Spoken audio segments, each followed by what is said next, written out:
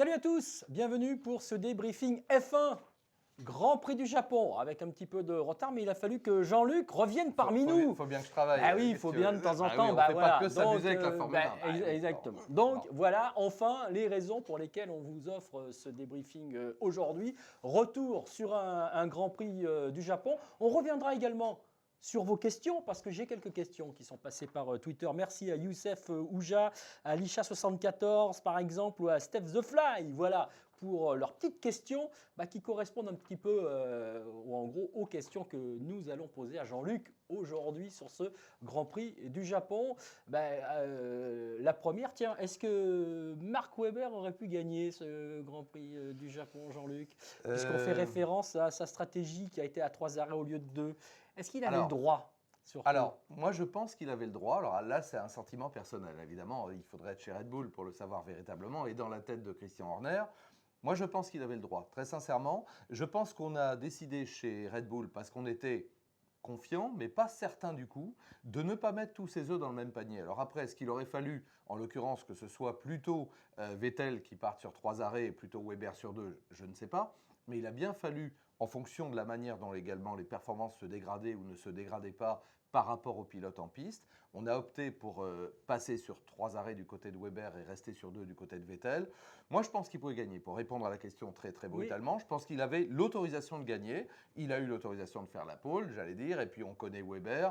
Bon, c'est un garçon qui ne se plie pas trop non plus aux contraintes, surtout quand on est à 4 Grands Prix de la fin de sa carrière de pilote de Formule 1. Oui, moi je pense qu'il avait le droit de gagner. Maintenant, on a choisi 2 stratégies décalées pour être sûr de battre Grosjean. Voilà. Alors, il faut, on repositionne le contexte, à savoir que dans ce Grand Prix du Japon, il y avait quand même la possibilité pour Sébastien Vettel d'être sacré champion du monde avant l'heure. Oui. Bon, il y avait quand même évident. Peu de chance, parce qu'il fallait vraiment qu'Alonso, il fallait d'abord que Vettel gagne et qu'Alonso se prenne les pieds dans le tapis et ne termine pas mieux que 9e en l'occurrence, puisqu'il lui fallait 2 points pour avoir l'écart de 100. Bon, c'était improbable. Voilà. Après, comme toute stratégie qui est bien prévue au départ, elle peut être mise à mal par tout simplement un 3e larron qui vient se glisser et qui reste en plus. Et qui reste, et ça a donc été le cas de Romain Grosjean. Donc là aussi, la question que j'avais envie de te poser et que l'on retrouve également avec nos amis sur Twitter, c'est est-ce qu'il avait là la possibilité peut-être aussi de le remporter son premier Grand Prix ou à un moment donné, face au Red Bull, c'est quand même compliqué. Alors, Romain a dit lui-même, il faut toujours quand même écouter les pilotes quand on leur permet de s'exprimer normalement, et là ça a été le cas, et ça fait bien plaisir aussi, parce qu'il est tellement coaché, le pauvre Romain, que des fois il ne sait plus où il en est. Donc quand il doit être content alors qu'il est 3e et qu'il s'est fait prendre par son équipier, bon, là au moins il s'est exprimé, il a dit c'est ma meilleure course, et moi je crois que c'est le cas. D'abord déjà, il n'a jamais dominé un Grand Prix de cette manière-là aussi longtemps, il a mené plus de la moitié du Grand Prix, donc il avait la capacité pour le faire, il a pris un départ de rêve, on l'a dit, et après, il n'a pas cédé à la pression, donc il a maintenu des gens du calibre de Vettel et Webber derrière lui, donc c'était un boulot remarquable. Alors, est-ce qu'on y a cru? Oui, là aussi je ne vais pas renier au contraire ce que j'ai dit en direct sur RMC, oui, moi j'ai pensé qu'il avait peut-être la capacité de gagner. Maintenant, on connaît justement, et ça a été le cas, on connaît d'abord la hargne de Vettel qui ne lâche rien et il ne lâchera rien jusqu'au bout. Je ne sais pas si c'est une des questions, mais on me dit aussi, peut-être que quand il sera titré, il va lécher. Non, il ne laissera rien. Ce genre d'animal, ce genre de bestiaux, ça ne lâche jamais rien, y compris le dernier Grand Prix de Webber, s'il peut le gagner, il va... Enfin, bon, je ne peux pas réfléchir à sa place aussi. Peut-être que pour service rendu, pour amitié, finalement, pour effacer les quelques désagréments, etc., il sera grand seigneur. Ayrton Senna l'a bien été par rapport à Gerhard Berger au Grand Prix du Japon, justement. Ça s'était vu. C'était une autre époque. Ça s'était vu, mais bon, ça se verra aussi. Ça se verra aussi si Vettel le fait un jour. Alors, je ne peux pas présumer de ça. Maintenant, je pense que Romain, pour revenir à la question, avait le potentiel pour gagner. Il a le potentiel pour gagner. Ça fait à peu près 1 an qu'on le dit. Et le personnage a bien évolué dans sa tête. C'est-à-dire que maintenant, il a mûri, c'est normal. Il a vieilli dans le bon sens. Il est Pilote numéro 1, je le dis et je le redis de l'écurie, même si on ne voulait pas qu'on dise qu'il était numéro 2 à une époque, bah oui, maintenant il est pilote numéro Bien 1 sûr. et il s'en sent mieux. Quel pilote ne se retrouvait pas Bien conforté sûr, bien dans sûr. son rôle, etc. Bon voilà, donc oui, ça va le faire, ça peut le faire et moi je dis ça doit le faire. Alors, Voilà. on va rajouter juste que c'est extrêmement symbolique parce que on se rappelle d'un Grand Prix du Japon où il a été traité de tous les noms par Il y a Mark un an, il y a un an, par Weber, par le Mark dingo du Webber, premier, le dingo du premier tour. tour. Et bien là, le dingo du premier tour, il a pris le départ devant Weber, devant Vettel. Et moi, je ne sais pas si tu l'as noté, mais j'avais noté un petit geste sympathique, des petits gestes d'ailleurs, de Vettel envers Grosjean sur le podium. Sorte de, allez, je dirais pas que le boss a adoubé le jeune, mais quand même, il y a eu quelques petits gestes qui montrent Oui. bien que ça y est, tu fais partie du club maintenant, tu viens sur les podiums avec nous et bravo pour ta course. Je ne sais pas si tu as noté. Oui, tu mais as bon, raison. Voilà. Ça fait 4 fois qu'il Voilà. monte sur un podium cette saison et tu vas bientôt accéder à la caste vraiment privilégiée des vainqueurs de Grand Prix. Et je suis d'accord avec toi. Alors Weber l'avait un peu plus mauvaise, on va dire, parce que tu sais, il est comme il est, l'Australien. Hein. Il y a pas de décryptage, il n'y a pas d'emballage, justement. Lui, il n'est pas accessible Et il va nous manquer, je commence déjà à le dire, il va nous manquer dans le monde de la Formule 1. Mais bon, je suis d'accord avec toi, oui, de la part de Vettel, qui peut être grand seigneur, hein, là où il est, effectivement, il peut dire, bon, il n'y a pas de problème, vieux, welcome. Et je pense que quand Romain, j'espère, va gagner son Grand Prix bientôt, je pense que Vettel aura cette même attitude et aura, par rapport à Grosjean, voilà, bienvenue au club. Alors, il y a des pilotes quand même qui ont été un petit peu malchanceux dans ce Grand Prix. Je parlais de Lewis Hamilton, qui Oui. ça ne va pas très loin non plus. Toujours ce départ du Grand Prix du Japon avec ce premier virage, cet enchaînement, premier virage très rapide, deuxième virage un petit peu plus serré.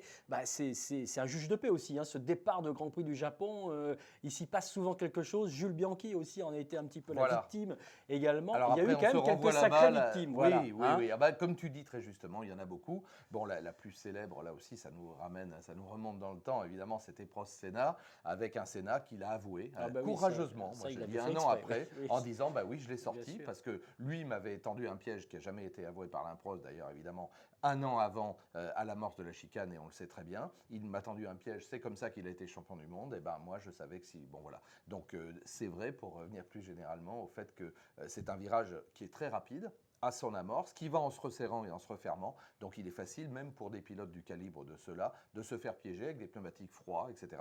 Et puis quand même la tension extrême. On rappelle que le cœur des pilotes bat entre 180 et 200 alors qu'ils n'ont pas fait d'effort physique. Donc c'est quand même une tension extraordinaire. On revient sur moi, je vais revenir aussi quand même sur cette performance de Romain Grosjean qui donne aussi une idée du fait que du côté de Lotus, on n'a pas forcément encore, et c'est un petit peu logique politiquement parlant, on ne doit pas abandonner encore cette saison 2013. On a besoin de fonds pour la saison 2014.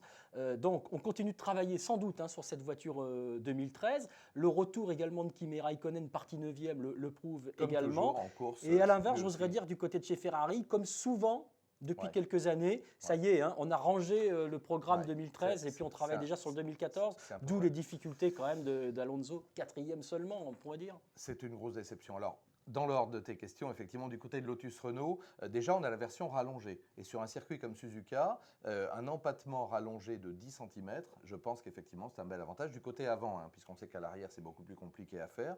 Donc, ce sont les triangles de suspension qui sont différents. Donc, ça donne plus de stabilité, notamment dans les entrées de virage, notamment à haute vitesse, etc. Donc, sans perdre beaucoup de maniabilité, finalement, parce que là, c'est à haute vitesse aussi. Dans le Snake, tu sais, l'enchaînement de virages après le premier. Donc, la stabilité à haute vitesse à plus de 200, 220, 240 est importante. Donc là, le bénéfice est plein. Je pense qu'évidemment, maintenant, même si on n'avait pas démontré lors des premiers essais comparatifs que réellement les 10 cm, je crois que c'était à Monza de mémoire aussi, apportaient beaucoup. Mais là, je pense que oui, ça apporte de la stabilité, de la confiance au pilote. Donc, j'abonde dans ton sens, on continue à travailler. Le problème, mais bon, j'espère qu'on va le résoudre rapidement, on n'a pas encore signé le contrat moteur avec Renault, naturellement, pour 2014. Mais je pense qu'on attend aussi d'avoir quelques confirmations financières de la part, évidemment, de Gérard Lopez et des propriétaires de l'écurie. Alors là aussi, on entend un peu tout et n'importe quoi au niveau des investisseurs. Alors, j'espère que tout ça va être dénoué rapidement, parce que c'est un peu dommage, alors que l'écurie obtient des résultats remarquables, qu'on ait toujours cette petite incertitude, qui n'en est pas vraiment une. On sait que ça va le faire, mais c'est pas évident. Et puis le choix du deuxième pilote également, qui va accompagner Romain Grosjean, dont on imagine que la confirmation, c'est une affaire de 2 jours, sinon Oui, d'heures. oui, oui. Bon, là aussi, c'est Surtout simplement... pas tout changer, ça Ah serait bah pas le surtout moment. pas, on va le garder, Ouais. surtout que là, il est en train de démontrer qu'il a les épaules pour être le premier pilote. Alors si on met Hülkenberg à côté, comme je l'ai déjà dit ici même, bah, ça va être intéressant, parce qu'on met 2 loups dans la bergerie, 2 jeunes coqs dans la bergerie, ou alors on fait venir le vieux cheval de retour, Oui. j'allais dire Felipe Massa, Ouais. qui est une belle référence, qui a roulé pour C'est Ferrari. Et ça me fait la transition avec ta C'est deuxième question. magnifique. Et voilà, et ben Magnifique. Ferrari, oui, c'est la grosse Comment il déception. C'est la grosse déception, parce que bon, c'est vrai que Fernando Alonso, lui aussi, je ne vais pas dire qu'il est moins combatif, parce que tu es un pilote de Stacabila. Non, parce que double sur la champion du fin, il monde. va bien chercher Voilà. Hülkenberg. Puis hein, quand, même, quand il hein. baisse la visière, Ouais. ces gens-là, bah, c'est plus les mêmes. Il n'y a qu'un truc qui tombe, qui compte, c'est de dépasser tous les gens devant. Mais bon, il fait ce qu'il peut avec ce qu'il a. Et effectivement, je crois que chez Ferrari, on a switché sur 2014. Hülkenberg, encore une fois très solide. Et puis les premiers points de Gutiérrez, magnifique, sur un terrain qui scie bien Sauber, on l'avait vu Ouais. l'an dernier avec Kobayashi en particulier. C'est vrai, Kobayashi montait sur un podium. Voilà. Et tu sais que j'aime beaucoup ce pilote, donc je lui redonne un coup de chapeau 1 an plus tard. Donc c'était les 70 ans de Peter Sauber et pas les 75 comme Pedro de la Rosa lui a fêté. Non. C'est bien, 70, c'est déjà pas mal. Ouais. Et Peter, ça fait plaisir parce que c'est un type bien, on le dit à chaque fois. C'est OK, sobre, pas démonstratif, mais bon, qui a cédé les rênes là aussi de l'écurie à Monisha Kaltenborg. Je suis bien content pour cette équipe Sauber que j'aime bien. Qui était un peu au fond du trou à un moment donné de la saison. Et pour Nico Hülkenberg, alors normalement on accueille le jeune Sirotkin l'an prochain. Bon là surtout si on perd Hülkenberg, mais on va essayer de le garder, je peux dire, chez Sauber. Ouais, on bien va sûr. essayer de le garder. Bah forcément, on va essayer de le garder. J'ai une question justement très politique aussi, qui est pas mal. Que pensez-vous du retour? Ça c'est l'homme Zerti qui nous le demande. Est-ce que vous ne seriez pas pour un retour du ravitaillement en essence pour remettre un peu de piment à la F1? Non, pas trop. Moi, je donne mon opinion personnelle. Non, pas trop. D'abord, je considère toujours que c'est quand même assez dangereux. Sincèrement, c'est dangereux pour tout le monde parce que quand même, c'est du carburant. Les moteurs sont les échappements, enfin tout ça. Il y a une manip là, qui est un peu compliquée. Oui, redonner de la stratégie supplémentaire avec le poids en carburant. Alors, je vais peut-être être égoïste, je vais dire, nous, journalistes, on est un petit peu aveugles parce qu'on ne nous donne jamais exactement la charge en carburant. Déjà, c'est un peu le problème des essais libres, où on ne sait pas trop ce que les voitures ont à bord pour expliquer les performances, etc. Non, honnêtement, moi, ça ne me manque pas. Voilà. Après, ça fait des coûts supplémentaires également, et je parle là des petites écuries parce qu'il y a tout un dispositif complexe. Non, honnêtement, ça ne me manque pas. Je pense que le ravitaillement, c'est plus pour l'endurance, dans mon esprit à moi. Maintenant, je sais, il y a eu des périodes en F1 où il y en avait des beaux. Voilà, mon opinion, non. Enfin, personnellement, ça ne me manque pas. Voilà. Voilà la réponse de Maître Jean-Luc. Alors, moi, j'aimerais terminer. Mètre 82, s'il te plaît, comme tu dis, même si je me tasse un peu. Et oui, avec bon, on va terminer sur une note un petit peu moins sympathique, ce débriefing, parce que on a quand même, il y a eu 2 disparitions récemment, celle de Maria De Villota, déjà dans un premier temps, et puis quand on a appris ça à la fin de ce week-end, également Sean Edwards en Australie, l'Australie qui avait été un petit peu la star de la nuit de samedi à dimanche sur Motors TV avec le V8 Supercars et les 1000 km de batteurs. C'est Sean Edwards, il était à Queensland pour faire du coaching et puis voilà, il est décédé dans un grave accident avec une Porsche. Le monde du sport automobile est en émoi. Il est en émoi ici également pour Maria De Villota. Bon, voilà, donc ça nous paraissait bien sûr, tout à fait naturel de leur rendre un petit hommage. Et oui, et qui apparemment, Maria De Villota serait décédée de cause naturelle, on va dire, apparemment. Voilà. On sait qu'elle avait été très, très durement touchée. Elle était avec des migraines et sûrement un traitement très lourd et peut-être, je ne suis pas médecin, mais peut-être hémorragie interne ou autre. Voilà, en tout cas, un décès naturel, on va dire, et très triste, effectivement. Voilà, donc juste hommage à ces 2 pilotes qui nous ont quittés récemment. Merci Jean-Luc, en espérant retrouver des informations un peu plus sympathiques pour le prochain Grand Prix. Toujours avec notre Vettel qui est en Le championnat n'est pas joué. Le championnat n'est pas joué, et puis avec Sébastien Vettel, 5 de suite déjà, alors encore 6, encore 7 pour égaler le record on va en Inde. de Schumacher. Et on va en Inde. Voilà. Merci à tous, merci Jean-Luc. Merci, salut.